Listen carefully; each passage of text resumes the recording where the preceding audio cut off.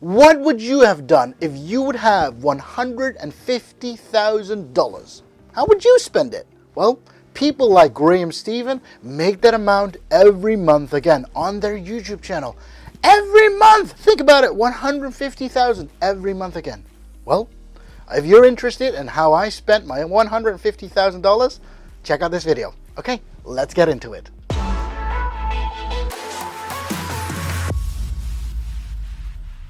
Hey, what's up you guys? Lukas here from excelwealth.com. Great that you joined in today, because in today's video, I actually want to share with you my story on how I spent $150,000 on the US property market. And why I did that, how I did that, and I'm just trying to share my inspiring story with you. But before we go into the video, if you haven't subscribed to the channel yet, be sure to hit that subscribe button, because that's the way how we can grow our community together. And of course, if you haven't checked out my latest book yet, it's here on Amazon. You can click on the link down below in the description to get your own copy. It's a book on how I actually started investing just in my teens with only 25 bucks to get to where I am today. Now in this video, I actually want to talk about a few things. I actually want to break it down, like how did I get the 150,000? What did I do with it? And maybe something in this video is something that you could do for yourself as well, that you could say, hey, this is an interesting thing, and that's what I'm gonna do as well, so that I can do the same idea as well. And yes, everything what I do can be copied. And yes, my method is just for you, free to copy. Okay, let's get into the video. Now the first question that I want to answer with you is, how did I get the $150,000? Now think about it. Not everybody just gets $150,000 saying like, you know what, I'll just put $150,000 on your bank account and let's see how you will handle that money. Well, just to make it a very short story, yes, I'm a real estate investor. I own multiple properties here in the Netherlands and also in the US. And I'm currently also busy in the UK, but that's a different story. Yes, but owning multiple properties also gives you sometimes happy tenants, people who live in your home and pay the rent because you own the property. Several years ago, I had a tenant living in my home who said, Lukas, I love living here. Can we make a deal that I'm gonna buy your property? And yes, that's possible. Because in the end, I'm not that kind of a homeowner who says, no, I'm not gonna sell my home to anyone and I'm gonna squeeze every bit of penny out of you. No, I'm not that kind of a person. So in the end, I could say like, you know what? We could discuss on the price on this home that, is valued currently at this and this amount. And yes, that's what we did. I sold my home, my rental property. I sold it to the tenant who lived in my home. And yes, he's a happy person. He still lives in the property. So this happened in 2018. So this tenant of mine would buy my property for 150,000 bucks.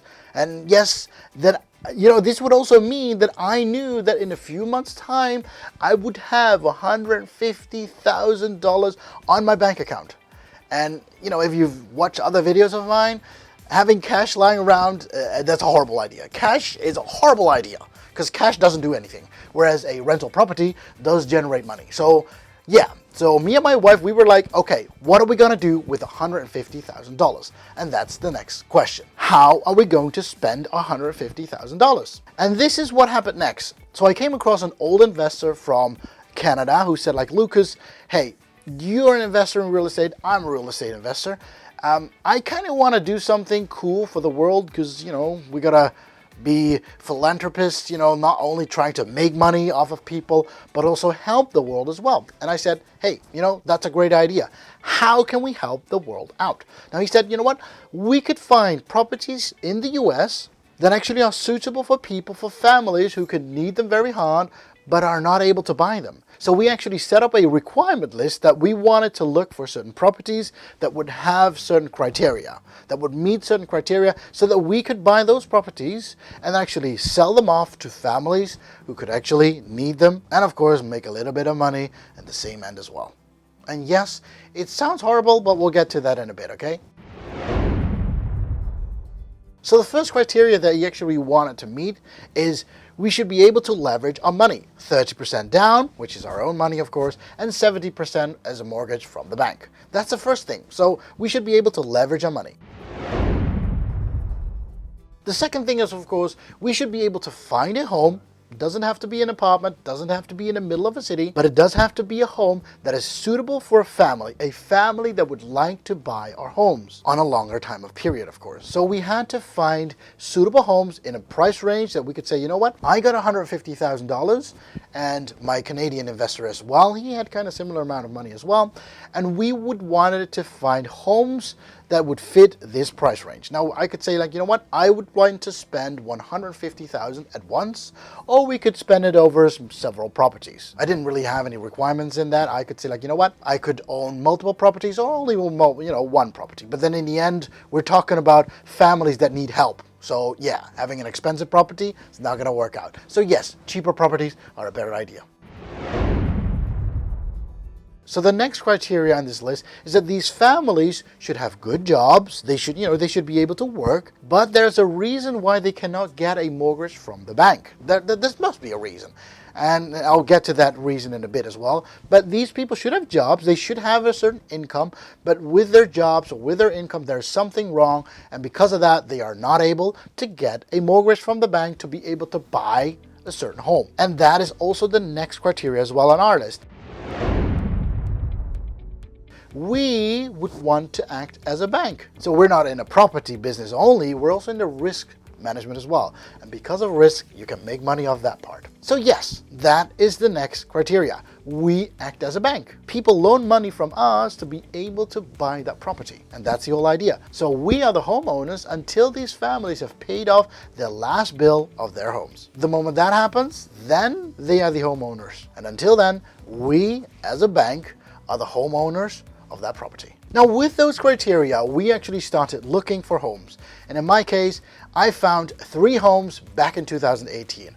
And each home, yes, it was on average somewhere between $150,000. So I actually put down for each property, I put down somewhere around $50,000. And yes, with $150,000 that I had, I could buy 3 properties. And my Canadian friend did the same thing, because we actually were looking together for homes as a group, because it makes it a lot easier if you have somebody to rely on as well when you're not looking. So yeah, so having more people helps out a lot more the moment you're looking for certain homes. And yes, these homes, so I got 3 homes, and if you want to take a look at the pictures, I've got some before and after pictures. So what you might be thinking is, okay, you bought 3 homes for $150,000 each, good for you. You put a down payment of $50,000 for each property, okay, also good for you. Now, why these homes? Well, that's a very good question. All these homes that we found met our criteria, and there was one big flaw that every home that we found had in common. And that big flaw was they looked horrible on the outside and they looked horrible on the inside. So there was something wrong with the properties, but it was not something fundamental. So it was not like, the whole base of the property is gonna collapse the moment you touch it or something. It's more like, the cosmetics of the place is not that beautiful. Like the facade of the place is not that beautiful, or the inside, but there was one big flaw, and that big flaw was it looked horrible. And because it looked horrible, hey, that's how we bought our cheap homes. And every time we could buy a property for cheap, we fixed it up together with the families. We could make a deal like, okay, you know what? You can fix this property up. I'll give you a few $1,000s to fix it up and patch it up. And all of a sudden, you can patch this property up, and these families could live there happily ever after, saying like, ooh, I got a beautiful home right now, and I can live it for 20 years. So the common issue that all the homes that we purchased was that it looked horrible, but it wasn't horrible. It was just a lot of work to get it fixed up, to get it maintained and look beautiful again. And yes, that's how you can make money as well. Taking the chances and taking those opportunities that are offered to you. And this is how I got 3 properties in 2018, fixed them up, and have families living in them. This is Pamela and Jeff. And Pamela and Jeff are one of those families that live in my home right now. Now, they're not those people like, I can't work and I can't make any money and I can't get a mortgage. These are not those kind of people. If you take a look, Pamela is a nurse. She's working a full-time job as a nurse. And Jeff, he's a firefighter, but he has a dangerous job.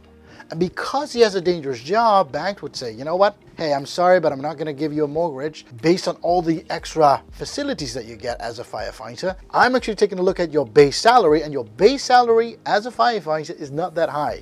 So I'm sorry, I can't give you a very huge mortgage. And these are the kinds of families that me and my Canadian investor look for. We are helping these families out. We're giving them a home. We're offering them the opportunity to buy our homes in 20 years set.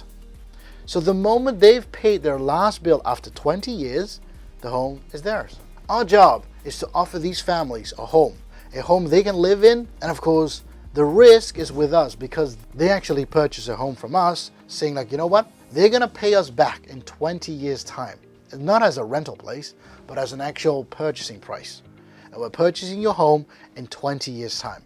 That means they have to keep on paying every month so that I can pay off my loan as well. And in this case, I'm not acting up as a homeowner renting out my place. I'm actually acting up as a bank for these people because they loan money from me and they live in my home. They only have to pay off the mortgage every month, and that lowers their amount of end price in so many years. And yes, this is considered as philanthropy because you're helping families out.